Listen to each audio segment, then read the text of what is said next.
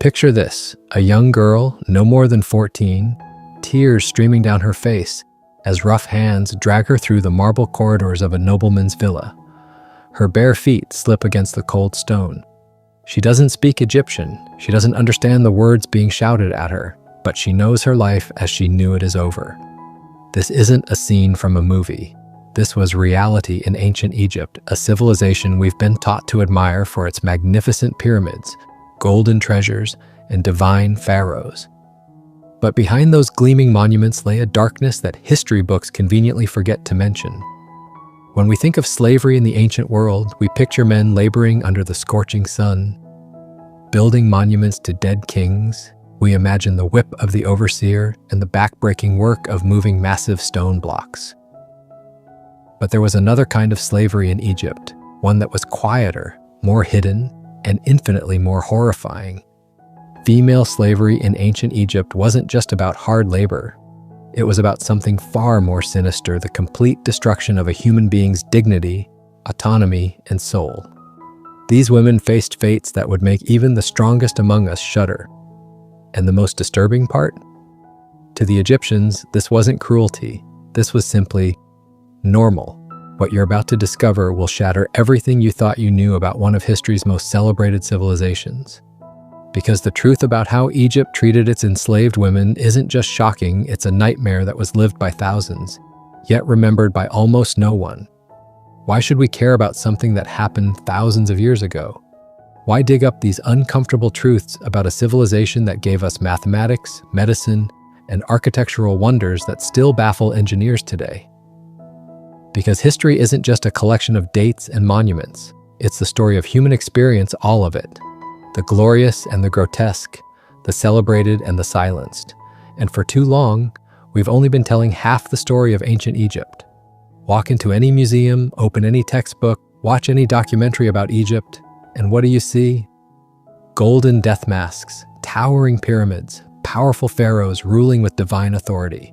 We're mesmerized by Cleopatra's beauty, Tutankhamun's treasures, and Ramesses' military conquests. We marvel at their mummification techniques and decode their mysterious hieroglyphs. But this obsession with Egypt's grandeur has created a dangerous blind spot. We've become so enchanted by the gold and the glory that we've forgotten to ask a simple question. Who paid the price for all this magnificence? The answer is uncomfortable. Enslaved women, thousands upon thousands of them, women whose names we'll never know, whose voices were silenced not just in life but for eternity, women who were bought, sold, abused, and discarded like broken pottery. This isn't just ancient history, this is a mirror held up to humanity's capacity for cruelty. These women's experiences reveal how power corrupts, how societies normalize the unthinkable, and how entire civilizations can turn a blind eye to suffering when it's convenient. Tonight, we're going on an investigative journey into the shadows of ancient Egypt. We'll uncover the systematic abuse that flourished behind palace walls. We'll explore how religion, law, and culture all conspired to trap women in cycles of exploitation. And we'll discover why these stories matter more today than ever before. This isn't easy history to confront, but it's necessary history to understand. Because until we acknowledge the full truth of our past, we're doomed to repeat its darkest chapters. How does a human being become property? In ancient Egypt, it was disturbingly simple. War was the most common pathway to slavery.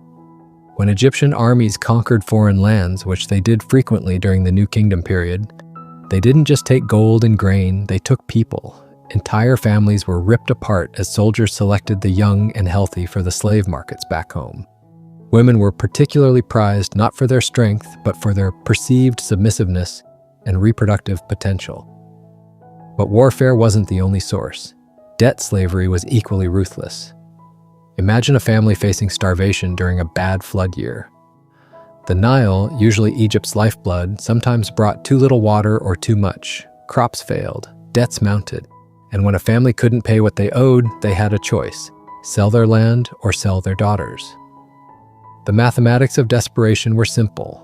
A young woman could be sold for enough grain to feed a family for months. Egyptian legal documents from Deir el-Medina show us the cold arithmetic of human trafficking. One female slave was worth approximately 3 to 4 deben of silver. roughly equivalent to a year's wages for a skilled craftsman. Once enslaved, these women entered a legal system that saw them as property, not people. They could be bought and sold at will. They could be given as gifts to celebrate religious festivals or political alliances. They could be gambled away in a dice game or used to settle debts.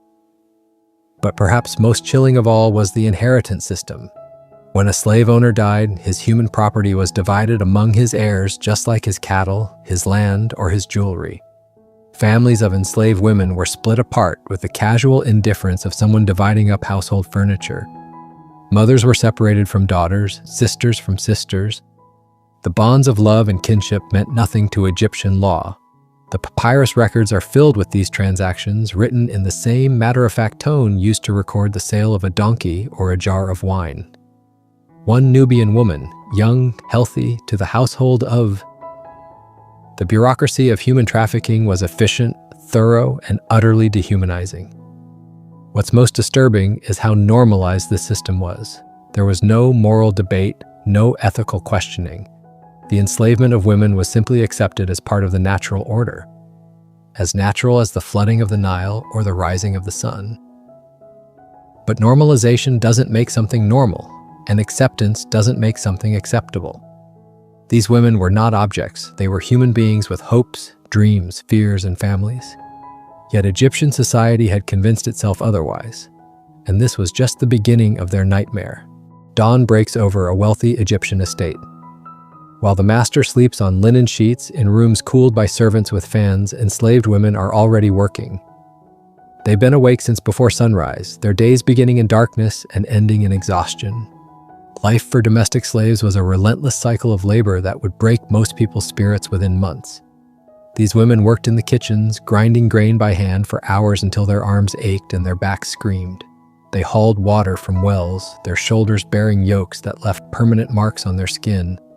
They cleaned floors on their hands and knees, scrubbing stone with brushes made from palm fibers that left their fingers raw and bleeding. In the textile workshops attached to wealthy households, enslaved women spent their days hunched over looms, weaving the fine linen that made Egyptian cloth famous throughout the ancient world. The work required perfect precision. One mistake could ruin days of labor.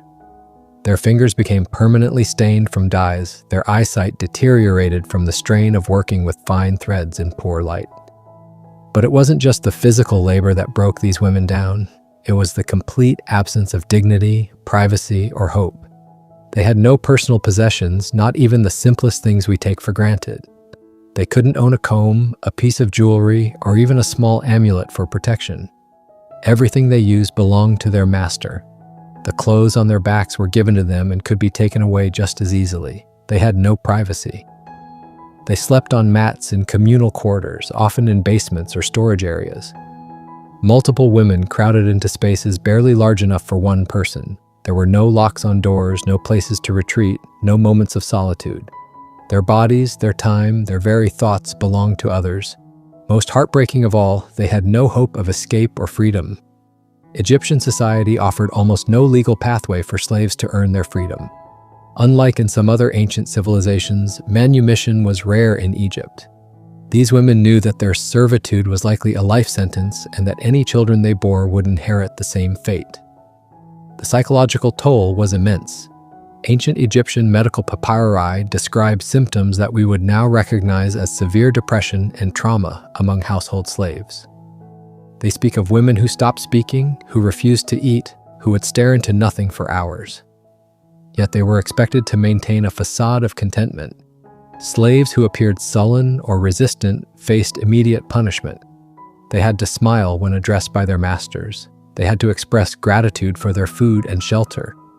They had to pretend that their enslavement was a blessing rather than a curse. The cruel irony is that these women often knew more about running a household than their wealthy mistresses. They understood every aspect of domestic management, from food preparation to textile production to childcare. Yet they had no authority, no recognition, and no reward for their expertise.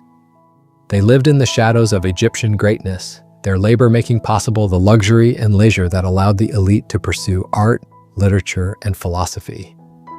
But their contributions would never be acknowledged, their sacrifices never honored. and their torment was far from over. This is where the story becomes almost unbearable to tell. But it must be told because this was the reality for countless women in ancient Egypt. Sexual violence wasn't an occasional horror inflicted on enslaved women, it was a systematic feature of their enslavement. The moment a woman became someone's property, her body ceased to be her own. She became available for use at any time by any member of the household who had authority over her. Masters viewed this as a perk of ownership.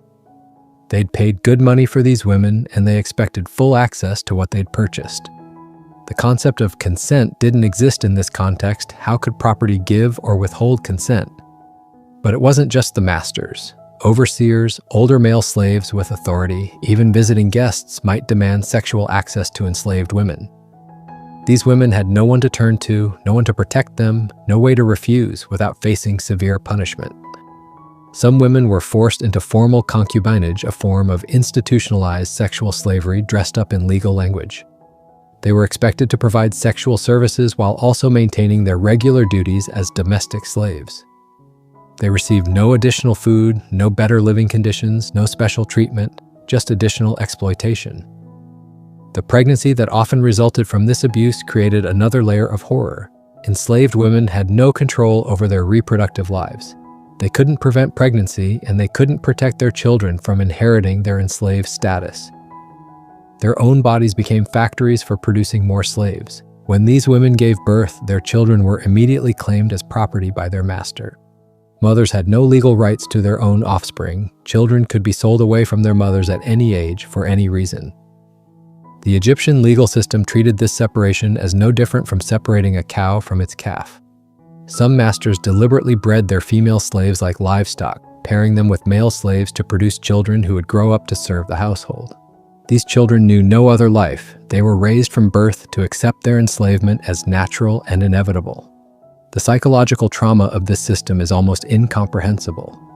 These women lived with the constant knowledge that they could be sexually assaulted at any moment by anyone with power over them. They knew that any children they bore would face the same fate they did. They had no agency over the most intimate aspects of their lives. Ancient Egyptian art sometimes depicts this reality in coded ways. Tomb paintings show slave women in positions that suggest sexual availability. Relief carvings include scenes that modern scholars politely describe as domestic activities, but which clearly show the sexual exploitation of enslaved women. Even more disturbing, some Egyptian religious texts frame this exploitation in spiritual terms, suggesting that enslaved women who bore children to their masters were fulfilling a divine purpose. The gods, these texts claimed, intended for some women to serve others in all capacities. This wasn't occasional abuse by individual cruel masters. This was an entire system designed to extract every possible form of labor from enslaved women, physical, domestic, and sexual. Their bodies were currency in an economy that reduced human beings to their most basic biological functions. And when these women showed signs of trauma, when they became withdrawn or resistant or broken, the system had methods for dealing with that too. The whip was just the beginning. Egyptian households maintained their slave populations through a carefully orchestrated system of terror. Physical violence was so routine that it was mentioned casually in household management documents, like instructions for feeding livestock or maintaining tools. Beatings were administered for the smallest infractions, speaking out of turn, moving too slowly, making eye contact when not permitted, preparing food that displeased the master. The excuses were endless, but the real purpose was clear: to break these women's spirits completely. The instruments of punishment were designed to inflict maximum pain while preserving the slave's ability to work. Whips made from braided leather left lasting scars but rarely caused permanent disability. Rods of wood or reed could deliver agonizing blows without breaking bones. The Egyptians had perfected the art of torture without destruction of property. But physical pain was only one weapon in their arsenal. Psychological torture was often more effective at breaking resistance. Isolation was a common punishment. Enslaved women would be locked away from human contact for days or weeks, fed just enough to survive but denied any social interaction. For people who had already lost everything else, the loss of human connection was devastating. Public humiliation was another favorite technique. Slaves who displeased their masters might be stripped naked and forced to perform degrading acts in front of other household members. They might be made to crawl on all fours like animals or to beg for forgiveness while other slaves watched. Perhaps most cruel of all was the use of other enslaved people as instruments of punishment. Masters would force slaves to beat each other, to report on each other's behavior, to participate in each other's degradation. This destroyed any possibility of solidarity or mutual support among the enslaved population. The branding of slaves was not uncommon. Hot metal would be pressed into flesh, leaving permanent marks of ownership. These brands served multiple purposes. They identified runaways, they marked status within the household hierarchy, and they provided a constant physical reminder of powerlessness. Egyptian medical papyri contain detailed instructions for treating the injuries inflicted on slaves, not out of compassion, but to maintain valuable property. These texts discuss how to heal whip marks without leaving visible scars, how to treat broken bones so slaves could return to work quickly, how to address the psychological symptoms of what we would now call post-traumatic stress disorder. The system was designed to create learned helplessness. Every aspect of an enslaved woman's existence was controlled by others.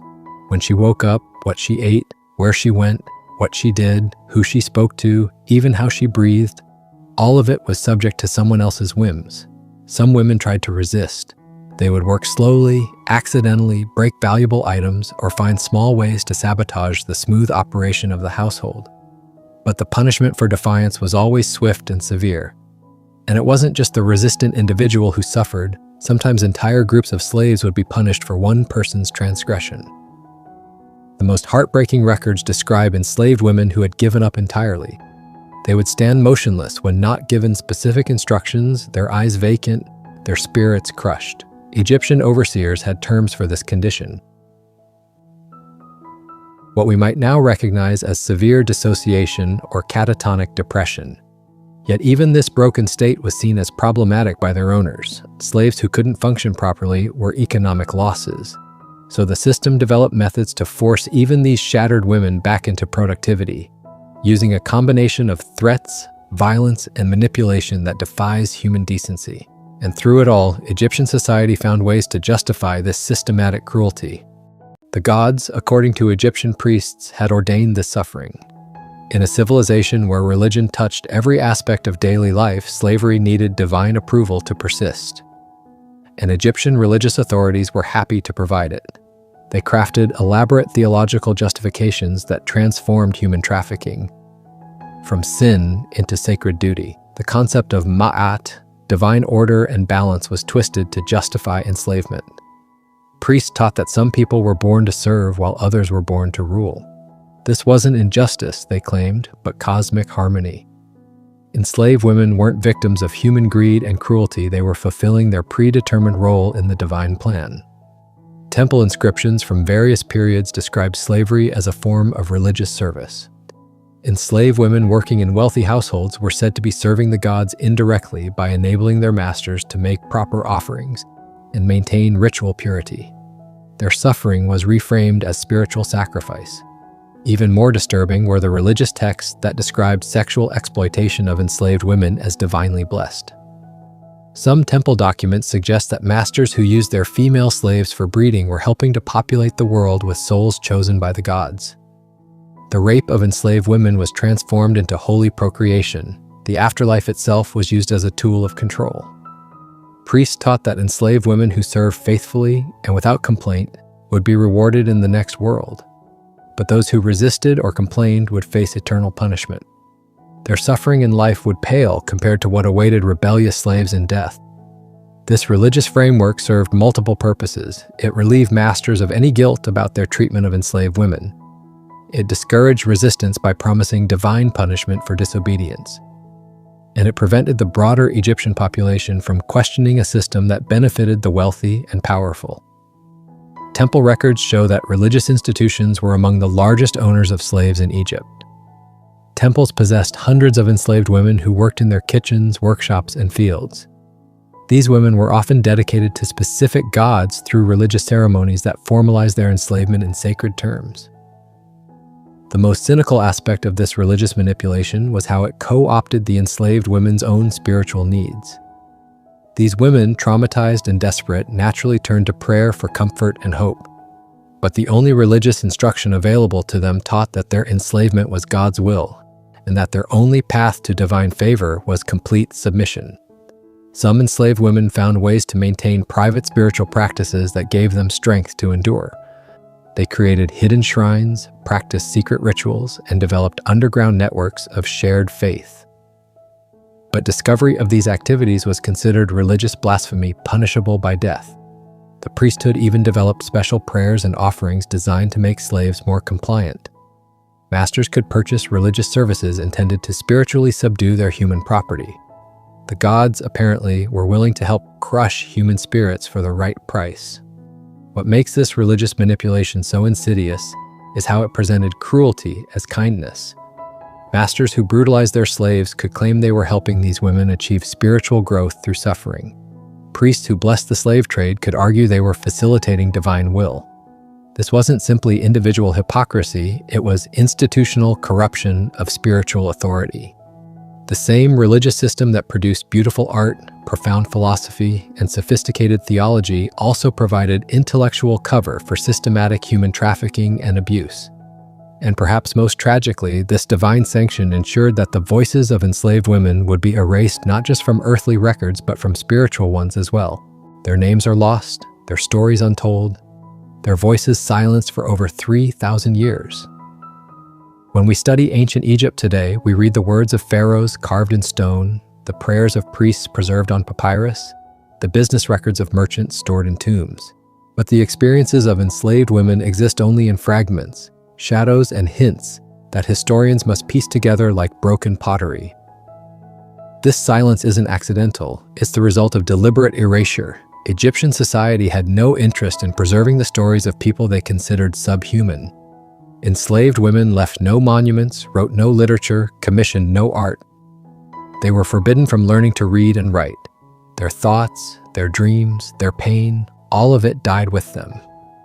What little we know comes from indirect sources: legal documents that mention slave sales, household inventories that list human property alongside furniture and livestock, medical texts that describe treating injuries inflicted on slaves.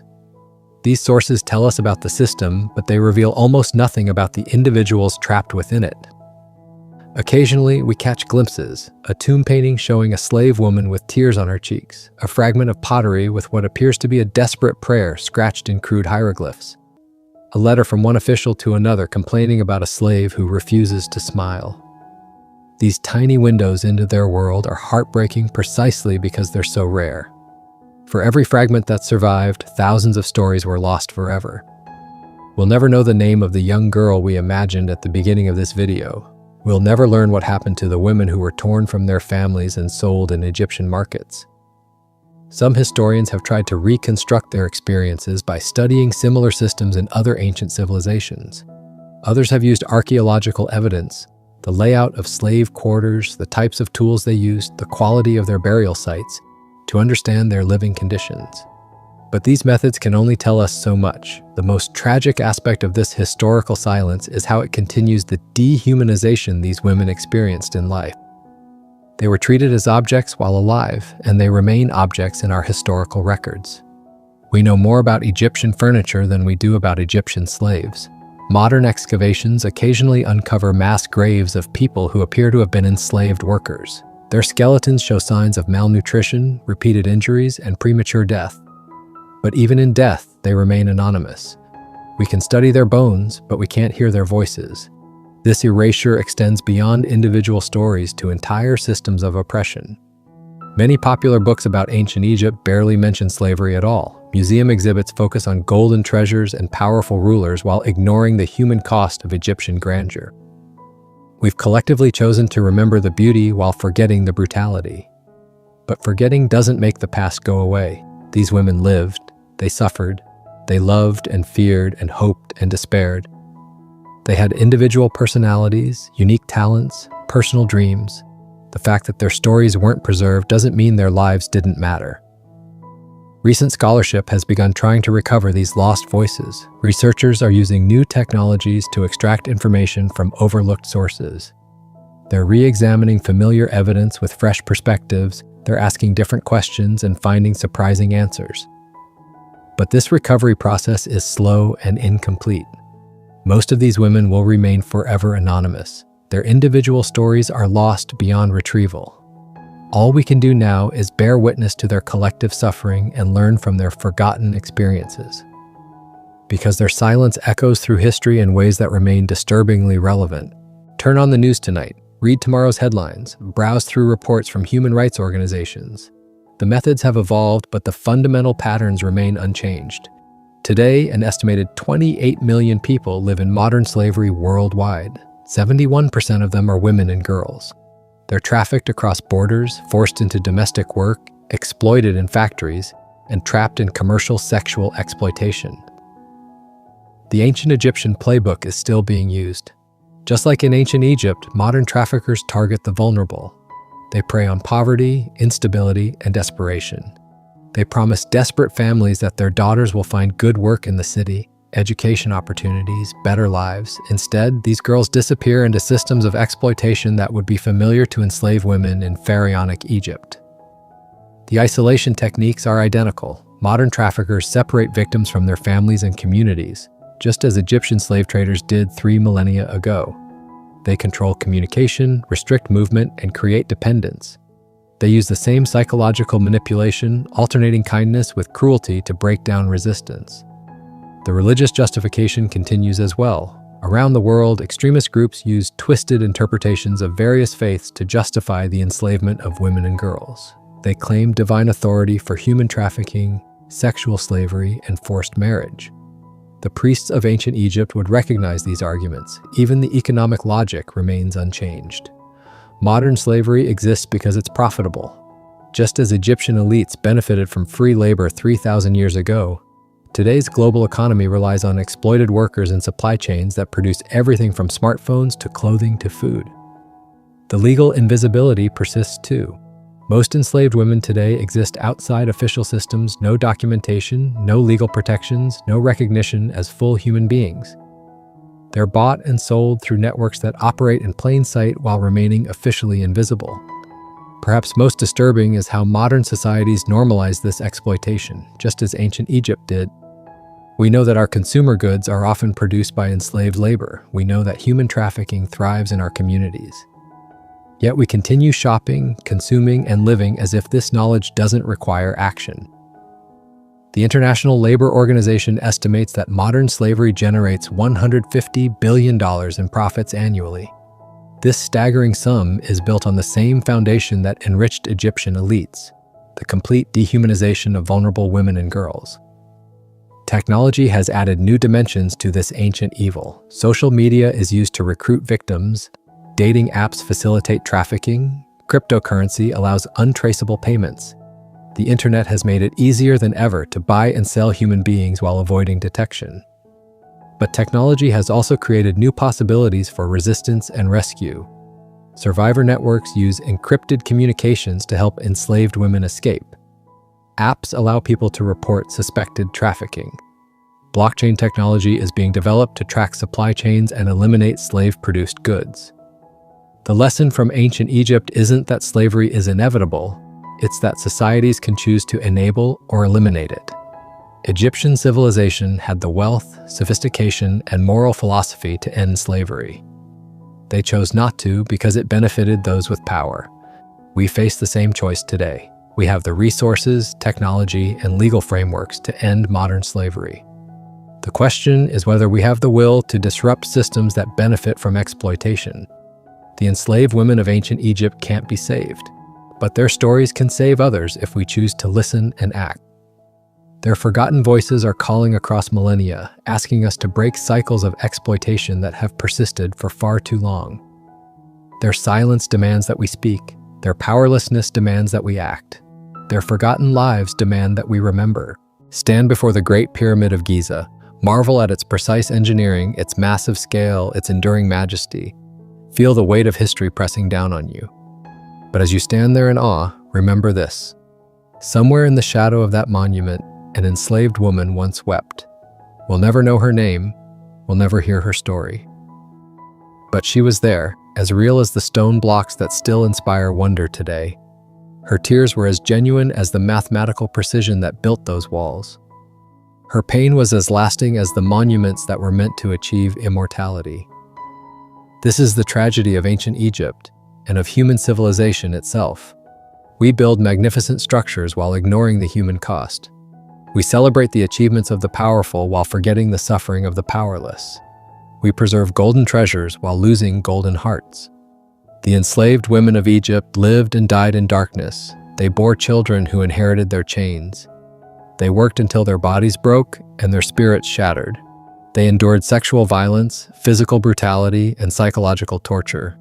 They were reduced to objects in a system that worshipped beauty while practicing unimaginable cruelty.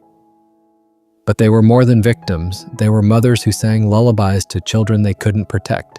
They were sisters who shared bread when there wasn't enough.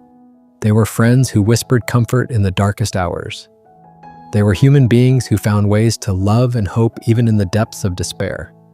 Their stories weren't recorded in hieroglyphs or preserved in tombs, but they're written in the DNA of every person who refuses to accept that some humans are worth less than others. They live on in every law that protects the vulnerable, every organization that fights trafficking, every individual who chooses compassion over convenience. The ancient Egyptians believed that speaking someone's name kept them alive in the afterlife. Since we don't know their names, let us speak their truth instead. Let us remember that behind every historical achievement lies human cost. Let us acknowledge that progress built on exploitation isn't progress at all. Today, as you go about your daily life, carry these forgotten women with you. When you see injustice, remember their voicelessness and choose to speak. When you encounter exploitation, remember their powerlessness and choose to act. When you have the option to turn away from suffering, remember their abandonment and choose to stay. The pyramids of Egypt will crumble eventually. The gold will tarnish. The hieroglyphs will fade. But the choice between cruelty and compassion, between exploitation and justice, between forgetting and remembering, that choice is eternal. We cannot bring back the enslaved women of ancient Egypt. We cannot undo their suffering or restore their stolen lives. But we can honor their memory by ensuring that their stories were not told in vain. In a world where modern slavery still claims 28 million victims, where women and girls are still bought and sold like commodities, where exploitation still hides behind legitimate businesses and religious justifications, in such a world, these ancient voices are not silent after all. They are screaming, and finally, someone is listening. Remember them. Fight for those who face similar fates today. Break the cycles that have persisted for millennia. Be the voice they never had. Be the justice they never received. Be the hope they never lost, even in their darkest hours. Because in the end, civilizations are not measured by their monuments, but by their mercy. Not by their gold, but by their compassion. Not by how they treated their kings, but by how they treated their most vulnerable. Ancient Egypt failed that test. The question is, will we?